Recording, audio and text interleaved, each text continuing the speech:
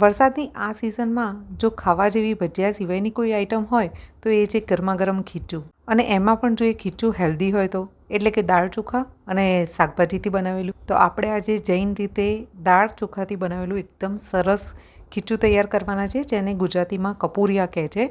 તો આજની આ એકદમ સરળ રેસીપી અને ટેસ્ટી રેસીપી શરૂ કરતાં પહેલાં મારી ચેનલને સબસ્ક્રાઈબ કરી જોડે આપેલી ઘંટડી ચોક્કસ દબાવી દેજો, એટલે તમને નવી નવી રેસીપીની નોટિફિકેશન તરત મળી જશે. કપૂરિયા બનાવવા માટે કોઈ પણ એક વાડકીનું માપ સેટ કરી અને એક વાડકી ચોખા લેવાના છે. અહીંયા ચોખા તમે કણકી, જીરાસર, બાસમતી કોઈ પણ લઈ શકો છો. હવે એક વાડકીથી ચોખા લીધા છે તો અડધી વાડકી તુવેર દાળ, પા વાડકી ચણાની દાળ અને 2 મોટી ચમચી ભરીને અડદની દાળ લઈ લઈશું. પહેલાં આમાં સરસ રીતે નેપકિનથી લૂછી દઈશું, એટલે કોઈ પણ પાવડર લાગ્યો હોય તો એ નીકળી જાય. અને આ બધી વસ્તુને એક વખત સારી રીતે ચાળી અને પછી આ રીતે લૂછું. હવે એક મોટા વાસણમાં દાળ ચોખા લઈ અને 8થી 10 મિનિટ માટે એકદમ ધીમા તાપે થોડું શેકી લઈશું. શેકવાથી આમાં કોઈ પણ હવાનો કે ભાગ રહ્યો હશે તો નીકળી જશે. અને જ્યારે ક્રશ કરીશું તો જે આપણે લોટ બનાવવાના છે એકદમ ઝીણો થશે. એટલે આ રીતે શેકીને ઠંડુ કરી દેવું. ઠંડુ થઈ જાય એટલે આને મિક્સરમાં દળી અને એક વખત ચાળી લેવું. હવે એક વઘાર મૂકીશું, જેના માટે 2 મોટી ચમચી ભરી અને તેલ ગરમ મૂકીશું. હવે આમાં થોડો અજમો નાખી દઈશું. જો તમને અજમો ના ભાવતો હોય તો તમે ઓછો અથવા તો સ્કીપ કરી શકો છો. હવે આમાં નાખી દઈશું થોડા તલ અને અજમાનો વઘાર આવી જાય સારી રીતે. હવે આમાં આપણે નાખીશું થોડી હળદર અને સિંગદાણા ક્રશ કરેલા, અને થોડી હિંગ પણ નાખી દઈશું. સિંગદાણાના જે ભૂકો કરેલો છે એને થોડો શેકી દઈશું. આમાં 1થી 2 મિનિટ જેવું આ સિંગદાણાનો ભૂકો શેકાઈ જાય એના પછી હવે આમાં લીલા મરચાંની પેસ્ટ નાખી દઈશું. 2 થી 3 લીલા મરચાં વાટેલા અને જે વટાણા આવે છે એને ક્રશ કરીને નાખી દઈશું. તમે વટાણાની જગ્યાએ દૂધી પણ છીણીને નાખી શકો છો આમાં. વટાણા 2 મિનિટ માટે સતળાઈ જાય પછી આમાં સ્વાદ પ્રમાણે મીઠું નાખી દઈશું અને પાણી નાખીશું. જે વાડકીથી લોટ માપીને નાખ્યો હોય ને એ જ વાડકીથી માપી અને 2.5 થી પોણા 3 વાડકી પાણી નાખવાનું છે. હવે આને ઢાંકી અને એક ઉભરો આવે ત્યાં સુધી ગરમ કરીશું. ઉભરો આવી ગયા પછી હવે એક હાથેથી જે લોટ ક્રશ કરીને રાખ્યો તે ચાળીને એને નાખીશું પાણીમાં અને આને મિક્સ કરીશું. બિલકુલ પણ ગાંઠો ના રહે ને એ રીતે મિક્સ કરવાનું છે. તમે એવું પણ કરી શકો કે 2.5 વાડકી પાણી નાખી અને પછી જરૂર હોય તો પછી પાણી નાખો.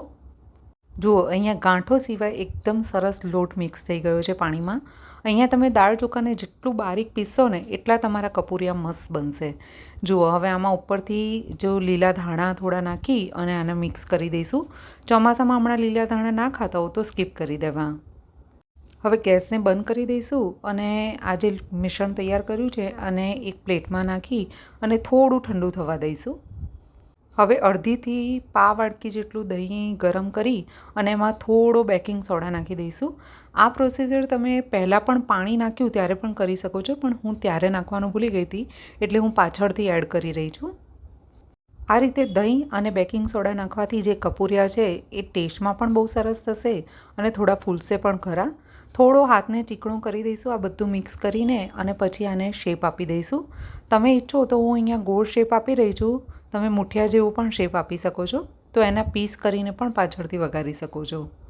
આ રીતે બધા જ કપૂરિયા બનાવીને એક વખત તૈયાર કરી લેવા. હવે આ રીતની કોઈ પણ સ્ટીલની જાળી લઈ લેવી, અથવા તો તમે મુઠિયાનું જે કુકર આવે છે એમાં પ્લેટમાં પણ આ મૂકી શકો છો. આને થોડી ઘીથી કે તેલથી ચીકણી કરી અને જે કપૂરિયા તૈયાર કર્યા હતા એ આ રીતે ગોઠવી દઈશું. બધા જ કપૂરિયા આ રીતે ગોઠવી અને હવે કુકરમાં એક બાજુ પાણી ગરમ મૂકીશું. પાણી આ રીતે થોડું કુકરમાં પહેલાં ગરમ મૂકી દીધું હતું. હવે આમાં ઉપર આ રીતે જાળી મૂકીશું અને કપૂરિયા સેટ કરી અને એના પછી આને ઢાંકી અને કમસે કમ આને 20 મિનિટ માટે સીનવા દઈશું. 20 મિનિટ પછી ઢાંકણું હટાવીને ચપ્પુની મદદથી ચેક કરીશું. જો ચપ્પુ પર બિલકુલ પણ લોટ ના લાગવો જોઈએ, જે રીતે મુઠિયા ચેક કરીએ છીએ બસ એ જ રીતે, તો વગર લોટનું ખીચું એટલે કે દાળ ચોખાના કપૂરિયા તૈયાર છે સર્વ કરવા માટે. આ ગરમા ગરમ કપૂરિયાને સેમ ખીચુની જેમ તમે સર્વ કરી શકો છો અથાણાના મસાલા, એટલે કે મેથીના મસાલા જોડે, સરસિયા જોડે, તેલ જોડે, ઘી જોડે. શાકભાજી પૂરા નાખ્યા છે એટલે આ હેલ્ધી પણ બને છે અને જોડે જે આપણે સિંગદાણા નાખ્યા છે એનો ક્રન્ચી ટેસ્ટ આવે છે. જનરલ કપૂરિયા આ શેપમાં મળતા હોય છે. તમે ઈચ્છો તો મુઠિયાની જેમ બનાવી અને વઘારીને પણ આને ટિફિન બોક્સમાં ભરી શકો છો. વરસાદની આ સિઝનમાં એક વખત આ રેસીપી ચોક્કસથી બનાવીને જોજો, તમને બહુ જ ભાવશે. જો રેસીપી અને વિડીયો ગમે તો લાઈક કરી અને શેર કરવાનું ના ભૂલતા. ચેનલને મારી હજી સબસ્ક્રાઈબ ના કરી હોય તો પ્લીઝ ચેનલને સબસ્ક્રાઈબ કરી લેજો.